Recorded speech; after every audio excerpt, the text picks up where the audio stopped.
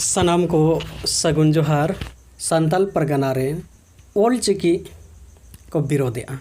तो नवा तलारे अबो अलिंग ठेन बारिया गोमके मेना किना आदो नुकिना मी बार दिस कथा बन आजमा गोमके सगुन जोहार और मानवा विषय ते मी बार लेबे आसी आला यूट्यूब चैनल तलारे जहाँ तिना ñeñeliya बया को सानाम को गे आलिंग पाहटा से खो सगुन जोहार तेहिङा एपिसोड रे जहाँ सान्ताड़ बखरा रे छिती बिती रे नासेना सोशल मीडिया रे उछान अकन ñel ñam अकन तलाते अपनार दिस हुदिस कटी आलिंग से खो हलिंग सदरेया आदबन बाडाय गिया जहाँ कान गे जहाँ रेनिक कान गे जाति रेनिक खाय दो दुलड़ काय में सान्ताड़ कना बन देश दिसोम रे जहाँ रेगे बन तहेना मेनखा अब पारसी हो तबन मिद की आरिचाली हो तबन मिद की लाई लाकचार आचार व्यवहार रोड जतोआ तबन मिद गिया पनत तबन हो मिद गिया आदो नमा झारखंड पनत कान रे हो आलिंग दो ना उत्तरी छोटानागपुर मंडल खना लिंग रोडेआ आर झारखंड पनत रे सान्ताल परगना खना किछुगान जुआन को ठेन खन नुंका उछाना कना जे ऑलचिकी दो ना कटी बाय गानोआ से आले सेदाय ख बाले बड़ाया नवारे अलोक पढ़ा रे एटकेटणे हुईलेया आले दो देवनागरी गिले चे एका आर ओना तेगी आले तोले ऑल पढ़ा आर नवा तेगी हुयु दरकारा मेनखान ओनारे आलिंग मेमेन सानालिंगा सरी गिया जहाँ तिस हिलोग गे आबो बो जनाम हारा लेना तो जनाम आयो आड़ांग तेगी पर रोड बन चेक लेआ ओना तायम गे आबो दो देवनागरी ते हबन सिखनात कना से रोमान रे हबन सिखनात कना आबो रोमान हो जनाम तरा दो आबो जनाम बरसी दो बाय ताहेलेना से ओल अकिल हो ओना हो बाबन सेणाओ का जनाम आयो रेंगे रहे उनी गे हारावाय जनाम रोड दो निधन रहे ओना गे मारांगा ओनाते एटा जाति रिना ऑल पढ़ाव मेना गिया ओनारे लय लाकचार मा मेना गिया आदो निजेया जहाँ मेना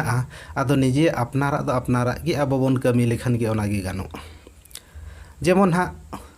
आबो ना सान्ताली पारसी रेन जहाँ गुरु गंके ऑलचिकी जहाँ किन उछान का आदो ऑलचिकी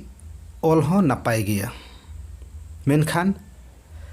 किछुगान हेड़ा घेसा एटा दिसम पारसी सला मेसा मेना बनते कटी बांग बन कुसिया कना एनते रहो कुरुमुटु मा बन अपनारा जनाम जाति पारसी ऑल कोदो आलोबन हिडिंग मा नितो हा अंग्रेजी लगी ते दो रोमान हिंदी लगी ते देवनागरी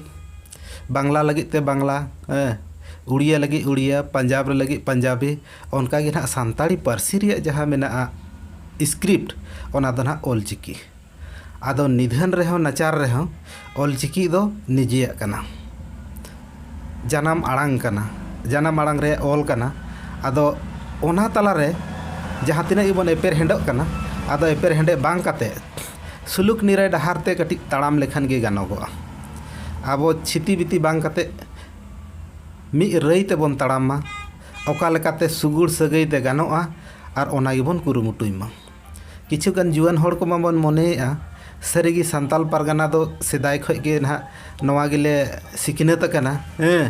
आर अडिगान पहिल हो राइटर को ताहे कना उनको को ऑलचिकी चेदा बाको बनाव दाड़ेया थाना सरीगी आपे जुआन को उयहर हो नपाय गया मेनखा नवा हो मेमेन सानालिंगा सान्ताल परगना रेगे अडिगान होड़ बन ताहे कान गिया ओना तला रे सिद्धू कान्हू तेको गे भोगनाडीर गे चेदा को हुई दाड़ेयादा सान्ताल परगना रे अडिगान होड़ को ताहे कना लेकिन सिद्धू कान्हू लेका दो चेदा बांग को हुई दाड़ेयादा साम परगना लेका आदो उनका गे हा बाबा तिलका मंझी तिकिन हो मेना किना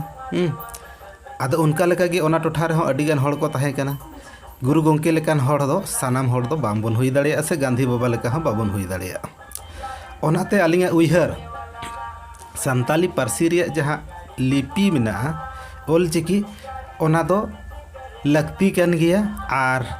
ओना को हबन सिखनत मा जाहिलो जनाम हारा तोरा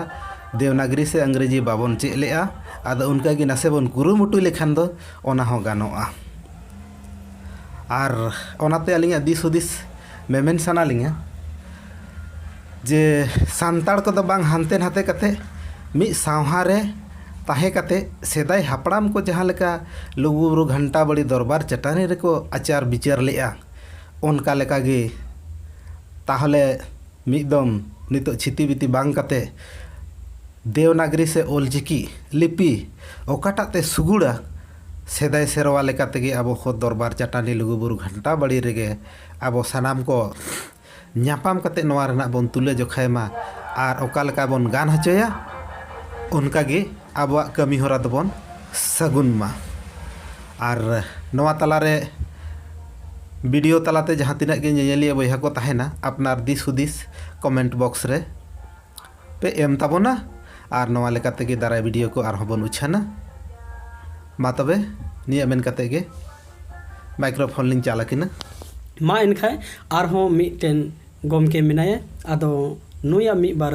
कथा बन आजमा सगुन जोहार गमके अलिंग मी बार कथा लिंग मेना कि जहाँ आबोआ लिपि ऑलचिकी जहाँ मेना आबो दो ओनागी जन्मदाता करना जितना जैसे उड़ीसा होना उड़ीसा रे दो उड़ीसा उड़िया को रोड़दा उड़िया भाषा मेना बंगाल रे दो बंगाली मेना पंजाब रे दो पंजाबी मेना आदो आबो तो झारखंड दिसोम रन होड़ कना बोन झारखंडी कना बोन और माने पिलचुड़ा पिलचु उड़ी बंशज कना बोन आबो वा पहचान होड़ रे पहचान दो भाषा रे दो ओलचिकी कान ताबो गिया सनाम को अलग अलग भाषा मेना ओना लेकाते आबो संथाल रे हो अलग भाषा हेना तबना रोड आबो रोड रे ऑल कना ऑलचिकी दो इना मेन कते गेलिंग चेदा आर गमके मा एनखाय तेहना एपिसोड दो इना मेन कते गे सनाम को जोहार